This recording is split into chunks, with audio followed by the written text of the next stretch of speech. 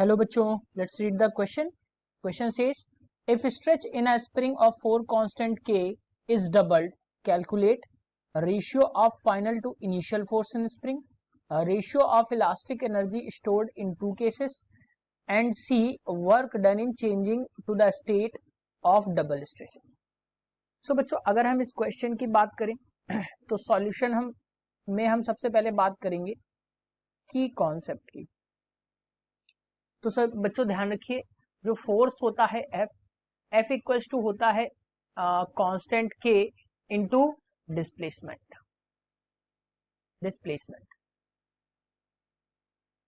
सो बच्चों अब हम क्वेश्चन के अकॉर्डिंग यहां पे बात करें तो क्वेश्चन में क्या कह रहा है कि स्ट्रेच जो है स्प्रिंग में उसको डबल कर दिया गया है, यानी कि अगर हम इनिशियली बात करें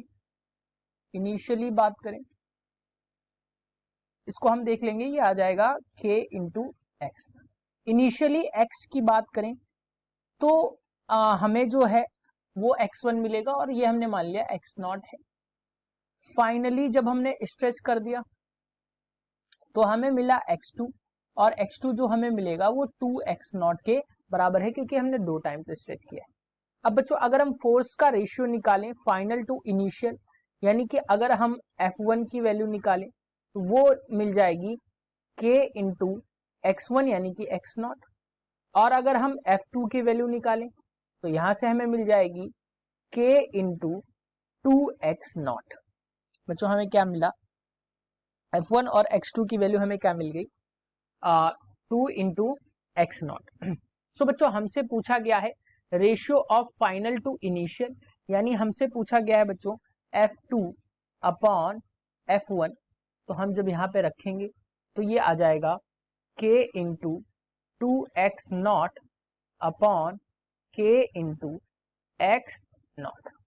तो बच्चों यहां से अगर हम देखें तो जो k से है k कैंसिल हो रहा है, x0 से x0 कैंसिल हो रहा है। तो अगर हम यहां से फर्दर देखें बच्चों तो जो हमें वैल्यूज मिल रही हैं वो क्या मिल रही हैं, F2 बाई F1 हमें क्या मिल गया 2 बाई 1, मैं इसको लिख दूंगा। तो यहां से अगर हमें रेशियो की बात करें तो F2 रेशियो F1 हमें क्या मिल गया बच्चों, यहां से 2:1। सो फर्स्ट केस जो था वो पूछा था फाइनल टू इनिशियल जो फोर्स होगा उसका जो रेशियो होगा वो क्या होगा। तो ये फर्स्ट केस हमारा यहां से सॉल्व होता है। अब अगर हम सेकेंड केस की बात करें, सेकेंड में पूछा गया है रेशियो ऑफ इलास्टिक एनर्जीज। तो इलास्टिक एनर्जी की अगर हम बात करें तो E इक्वल्स टू होगा आपका 1/2 k x स्क्वायर। तो यहां से हमें जो वैल्यूज मिलेंगी उनको देख लेते हैं। तो अगर हम E2 की बात करें तो E2 हमें मिल जाएगा 1/2 k x2 का स्क्वायर, और E1 हमें यहां से मिल जाएगा 1/2 k x1 का स्क्वायर। सो बच्चों अगर हम वैल्यूज पुट करें यहां से तो E2 हमें यहां से मिल जाएगा 1/2 k x0 का होल स्क्वायर, और यहां से हमें E1 की वैल्यू जो है वो मिल जाएगी 1/2 k x0 का होल स्क्वायर। ध्यान रखना ये जो है ये डबल है, तो हम यहाँ पे डबल किया गया है तो ये 2x0 हो जाएगा, ये ध्यान रखिएगा बच्चों। अब अगर हम E2 अपॉन E1 की वैल्यू निकालें, यानी इन दोनों का रेशियो निकालें, तो क्या मिल जाएगा बच्चों 1/2 इंटू k इंटू अब 2 का स्क्वायर 4 और x0 square whole upon 1/2 into k into x0 का स्क्वायर। तो बच्चों अब अगर हम इसकी बात करें तो यहां से 1/2 कैंसिल हो जाएगा, k से k कैंसिल हो जाएगा और x0 स्क्वायर से x0 स्क्वायर कैंसिल हो जाएगा। सो बच्चों यहां से जो हमें वैल्यूज मिली वो हमें क्या मिल रही हैं, E2 अपॉन E1 जो वैल्यू मिली वो हमें मिली बच्चों 4/1। सो अगर हम रेशियो की बात करें तो E2 रेशियो E1 जो हमें मिला वो मिला 4:1। तो ये जो सेकेंड केस है ये आपके सेकेंड केस का आंसर है। अब बच्चों हम यहाँ पे बात करेंगे थर्ड केस की। तो थर्ड केस की अगर हम बात करें, थर्ड मैं लिख लेता हूं, थर्ड केस देखेंगे तो क्या पूछ रहा है बच्चों यहां से पूछा जा रहा है क्वेश्चन में, work done in changing to the state of double stress. तो बच्चों वर्क की अगर हम बात करें तो W इक्वल्स टू होता है, वर्क जो होता है वो डेल्टा पोटेंशियल एनर्जी के, मतलब मैं कहूं कि पोटेंशियल एनर्जी के बराबर होगा, पोटेंशियल एनर्जी के डिफरेंस के बराबर होगा। तो W इज इक्वल टू हम लिख देंगे U2 माइनस U1।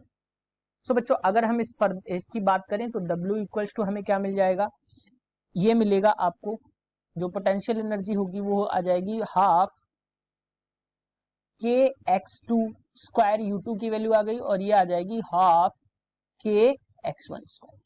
सो बच्चों अगर हम यहाँ से 1/2 k को कॉमन ले लें तो अंदर आपका क्या बचेगा बच्चों, x2 स्क्वायर माइनस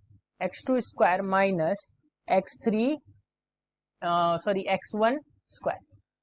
अब बच्चों अगर हम वैल्यूज यहाँ पे पुट करें तो आपको क्या मिल जाएगा, यहाँ से फर्दर सॉल्व करने पे हमें बच्चों यहाँ से मिल जाएगा 1/2 k।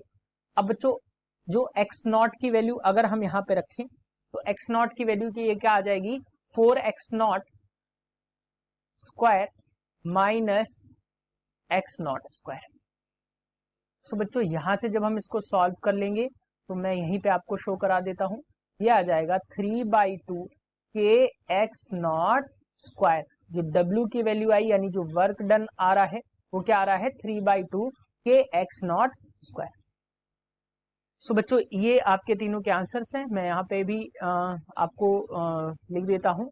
जो इनिशियल फोर्स आया वो क्या आया, जो इनिशियल फोर्स का रेशियो आया वो 2:1 आया, ये जो आया ये 4:1 आया, और इस आंसर की बात करें तो क्या आया, 3/2 के x0 का square. Hope you understood it well, best of luck.